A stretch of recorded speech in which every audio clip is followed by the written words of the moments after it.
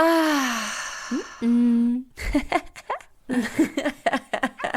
La louve respire. Tantra, désir et sexualité sacrée. Un podcast intime et initiatique autour du tantra, de la spiritualité incarnée et du féminin sauvage. Miaou. Bienvenue. Je m'appelle Louve, je suis réalisatrice et thérapeute. J'ai réalisé le documentaire Le sang de nos lunes, un rituel qui sublime nos cycles menstruels et nos corps de femmes.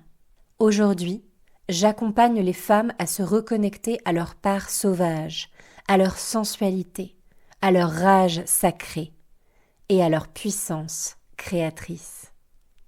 Dans ce podcast, je te raconte des épisodes de mon histoire en lien avec le tantra et la spiritualité, ces univers dans lesquels j'ai pénétré il y a quelques années. J'y parle de mon expérience, de mon vécu à un moment T. C'est une vérité qui m'appartient et qui, comme moi, est en chemin, muable, en évolution permanente. Alors merci de l'écouter avec bienveillance, comme quelqu'une qui offrirait sa vulnérabilité de l'instant au monde, et non pas comme une réalité absolue. Avec joie de découvrir les échos que ces expériences évoqueront en toi dans ces univers. Bonne écoute. Dans ce premier épisode, j'ai envie de te raconter comment la louve est née et ma rencontre avec le tantra. À l'époque, j'ai 31 ans. Une amie me parle de massage tantrique. C'est un moment de ma vie où j'ai eu beaucoup d'histoires, beaucoup de coups d'un soir. Je me rends compte aujourd'hui que je cherchais l'amour dans mes relations sexuelles et que j'en ai souvent souffert, parce que je me concentrais plus sur le désir de l'autre et comment le séduire plutôt que de me concentrer sur ce que moi j'avais envie de vivre. Bon, le sujet de l'amour et de la sexualité, ça fait un bail que je m'y intéresse. Et je me doute que si tu m'écoutes, c'est que ce sujet te concerne un peu aussi. En fait, c'était limite mon objectif de vie de trouver un mec et de découvrir ma sexualité quand j'étais plus jeune. J'en parlais beaucoup avec mes copines, évidemment, et notamment avec mes copines journalistes, Mathilde et Clotilde, coucou. Et d'ailleurs, en 2015, Maïwen nous a interviewées toutes les deux pour parler de notre rapport aux applications de rencontres, et notamment à Tinder, qui était le supermarché de la rencontre naissant à cette époque. Le podcast s'appelait Tinder Surprise sur Arte Radio et ça a fait un carton. À tel point que Maïwen nous a embarqués sur un nouveau projet à elle qui s'appelait Truc de meuf. Et là, c'était un projet où les femmes parlaient de leur sexualité. Cette fois-ci, on allait plus loin, on parlait de poils, on parlait de plan cul, de première fois. Et pareil, elle nous a interviewés. Et ça a tellement bien fonctionné qu'il y a eu une version belge qui a été initiée avec une production de la RTBF. Et comme moi, j'avais vécu à Bruxelles pendant plusieurs années, Maïwen m'a proposé de l'accompagner sur la production pour l'assister côté casting et logistique. Ça a été évidemment une expérience de dingue et surtout, il y a eu l'ouverture d'un épisode réservé aux hommes qui était absolument merveilleux d'être une petite souris dans un cercle d'hommes qui abordent la sexualité. Voilà, j'avais envie de vous raconter ces petits épisodes parce que ça fait vraiment un moment que j'ai les pieds dans ces thématiques. Et que c'est de là où je viens aussi, de ces interrogations quant à ma sexualité, quant à mon désir, au sujet de la masturbation, le sujet des poils, tout ce qui peut concerner la sexualité. D'ailleurs, je me souviens que pendant le confinement, j'avais commencé à initier un projet sur les poils qui n'a pas encore vu le jour et peut-être qu'il ne le verra jamais. Mais c'est un autre sujet. Bref, je reviens où j'en étais. On est le mardi 29 juin 2021, j'ai 31 ans et je réalise mon premier massage tantrique. C'est mon amie Sandra qui m'a parlé de cette masseuse et j'avais besoin de me reconnecter à ma sensualité et à mon corps à travers le massage d'une femme. Cette femme, c'est Nora. Et avant de vous raconter un peu plus en détail comment s'est passé ce massage pour moi, en préparant ce podcast, j'ai retrouvé le texto que j'ai écrit à mon amie Sandra après avoir vécu ce massage. Et j'ai écrit « Mardi, je suis allée me faire un massage tantrique avec Nora et j'ai été tétanisée alors que je pensais y aller légèrement. Je réalise comme la sexualité cristallise beaucoup de choses en moi. » Et en fait, c'est ça. Pendant ce massage tantrique, la chose qui m'a le plus touchée et marquée, c'est tout l'espace de consentement et de dialogue qu'on pose avec la thérapeute avant de rentrer dans le massage et la rencontre du corps. c'est le prendre soin de ce qui est bon pour moi, qui a été fait avec un grand amour et une grande bienveillance par cette masseuse Nora dont je vous parle.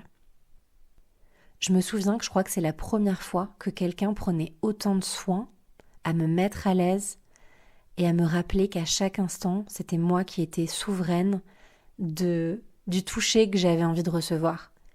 Et c'était tellement incroyable que ça m'a fait prendre conscience que j'ai jamais vécu une telle qualité de présence à moi-même avec une autre personne dans le cadre de la sexualité. Donc en fait, j'ai passé la première demi-heure à pleurer de rencontrer cet espace d'amour et de possible où on m'explique que c'est moi qui vais pouvoir poser mes limites à chaque instant. Le massage que j'ai vécu ensuite était très doux. Je pense qu'aujourd'hui, avec beaucoup de recul, j'étais quand même dans un espace tellement abîmé par des années de non-consentement et de violences sexuelles, dont je vous reparlerai à un autre moment, que j'ai pas forcément compris ce qui se passait pour moi. Sur le moment, j'ai eu l'impression de recevoir un massage très doux, d'amour et très agréable à vivre. Et des années plus tard, je pense que je réalise comment je pouvais être dans des états de dissociation quand il s'agissait de ma sexualité. Et comment je me coupais de moi, en fait. Mais bon, ça, c'est un sujet sur lequel je vais revenir. Mais j'avais déjà envie de vous poser, ce premier massage tantrique en 2021 pour moi, ce premier espace que je me suis offert dans ma sexualité, dans ma rencontre avec moi-même, à travers la présence bienveillante d'une masseuse tantrique. Et quelques mois plus tard, j'ai une amie, Sophie, que j'avais rencontrée dans le cadre d'un atelier autour de l'Arcasala et de l'association Éclore, qui avait vu mon documentaire Les voix du féminin, l'illusion de nos rivalités, et qui m'avait contactée pour m'aider à le porter en co-créant un espace, un cercle de femmes avec de la danse et avec un cercle de parole. Et comme on a passé beaucoup de temps à se rencontrer dans nos vulnérabilités, qu'elle m'a beaucoup partagé son cheminement dans sa formation de tantra et sa rencontre avec son amoureux comme une évidence, et que il y avait vraiment une sororité et une amitié qui était née entre nous. Quand elle m'a parlé de ce premier stage de tantra qu'elle organisait avec son amoureux pour la Saint-Valentin, qui s'appelait la fête de l'amour, ça a été une évidence pour moi de dire que j'allais y aller. Et je ne sais pas si j'aurais rencontré le tantra aussi rapidement dans ma vie et dans des espaces collectifs si ça n'avait pas été elle, parce qu'il faut sacrément du courage pour plonger dans ces espaces. Ça a été une exploration absolument détonnante, et c'est surtout aussi à ce moment-là que la louve est née pour moi, et que j'ai commencé à me faire appeler louve. En fait, je me souviens que pendant ce stage, qui était donc avec une approche très artistique et qui me plaisait beaucoup parce qu'en fait c'était hyper doux pour rentrer dans l'espace du tantra, il n'y avait pas forcément de nudité obligatoire, il y avait un cadre extrêmement enveloppant, doux et créatif qui correspondait à ma vibration, qui résonnait avec l'artiste que je suis, avec une proposition assez douce du tantra. C'était tout niveau confondu, il n'y avait pas forcément besoin d'avoir beaucoup d'expérience en tantra, donc les débutants entre guillemets étaient acceptés. Et puis il y avait un cadre enveloppant, extrêmement clair, du prendre soin de chacun et chacune, qui fait que je me suis sentie très vite à l'aise. Et puis lors du premier cercle, quand on se présente chacun, pourquoi on est là et ce qu'on a envie de vivre peut-être avec une intention, il y avait aussi la proposition de se faire appeler par un autre nom. Ça pouvait être un nom d'initiation, parce que dans le tantra, il y a beaucoup de personnes qui parfois ont reçu de leur maître tantrique ou spirituel des noms d'initiation, ou ça pouvait être d'autres noms. Et je me souviens qu'à ce stage-là, il y a une personne qui s'est fait appeler Arc-en-Ciel. Et j'ai trouvé ça assez fou et assez jouissif et joyeux de pouvoir se faire appeler Arc-en-Ciel.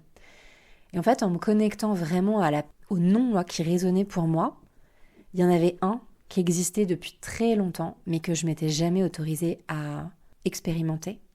C'est évidemment louve, qui est un animal qui m'est apparu très souvent en rêve quand j'étais petite. J'ai un monde onirique dans l'invisible qui est très présent. Je fais beaucoup de rêves, beaucoup de cauchemars aussi.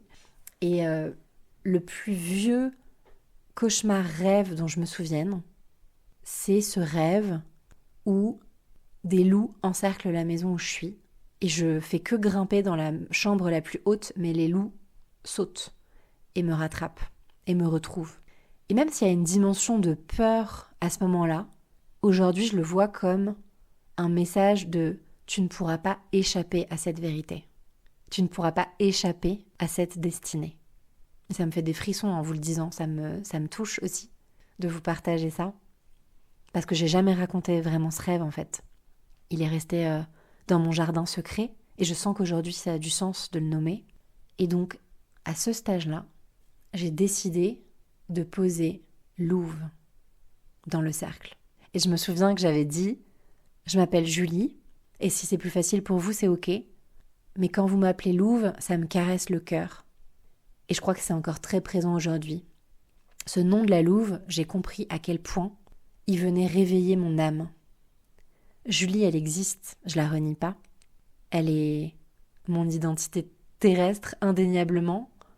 Elle est aussi celle qui a porté le poids d'héritage, de loyauté familiale.